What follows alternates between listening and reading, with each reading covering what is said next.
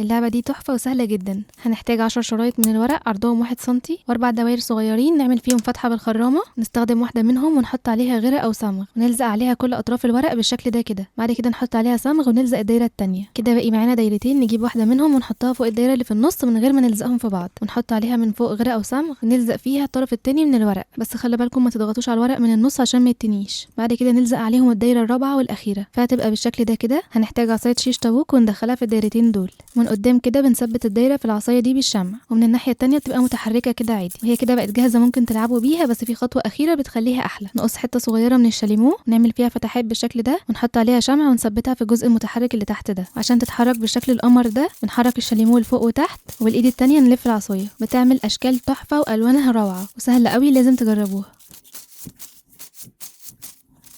قصيت كرتونتين من نفس المقاس، نشيل واحده منهم والتانية حددت 1.5 سنتي من جميع الاطراف وفرغت الجزء اللي في النص. هنحتاج كرتونه تاني، سبت 1.5 سنتي من تحت وشلت 1 سنتي من الجنبين. لزقت ال1 سنتي اللي شلته من الكرتونه اللي فاتت على اول كرتونه كانت معايا، ولزقت عليها الكرتونه اللي هي بنفس مقاسها اللي فرغناها من النص. نحط بقى الجزء ده هنا كده، وعملت فتحات صغيره بالمقص عشان اثبت عليها الاساتك. بعد كده قصيت حتت صغيره من الكرتون تقريبا 2 في 2 كده. اللعبه بقت جاهزه، تعالوا بقى نجربها. نحط الكرتونه الصغيره في النص ونشد الجزء ده للاخر وبعدين نسيبه. بصوا بقى تحفه وسهله قوي، كلها كرتون في كرتون يعني، فمش مؤذيه. لعبه حلوه قوي ومسليه للاطفال. هنحتاج عصيان خافض اللسان نرصهم كده جنب بعض ونسويهم بالمسطره ونثبتهم مع بعض كده بلزق عشان ما يتحركوش. هقلبهم من الناحيه التانية. اطبعوا اي صوره كده ولادكم بيحبوها بنفس طول وعرض عصيان خافض اللسان. كنتوا طبعوها على ورق ستيكر، بس ممكن تطبعوها على ورق عادي وتستخدموا غيره او صمغ او حتى دبل فيس عشان نلزق الورقه في الخشب. ونقلبها الناحيه التانية ونشيل اللزق ده خلاص مش محتاجينه، وبالقطر كده وهنفصل كل العصيان عن بعض. واي حاجه مش مظبوطه كده نقصها بالمقص. وبس كده اللعبه بقت جاهزه. مهمتنا دلوقتي ان احنا نجمع الصوره زي ما كانت. جربوها انتوا نفسكم هتستمتعوا بيها، سهله جدا وما بتاخدش وقت.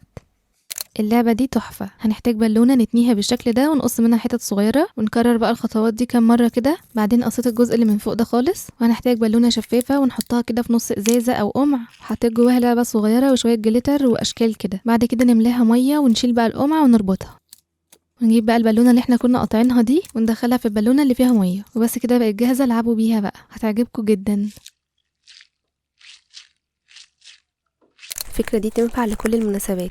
هنحتاج بالونه وبعدين نربطها ونقص منها حته صغيره كده، ودي كرتونه بتاعت المناديل. هقفل ناحيه واحده بالبالونه، ثبتهم في بعض باللزق الشفاف، واخترت الورقه دي عشان اغلف بيها. استخدمه بقى في اللزق دبل فيس او غيره او صمغ. لفتها على رول المناديل كده وبس.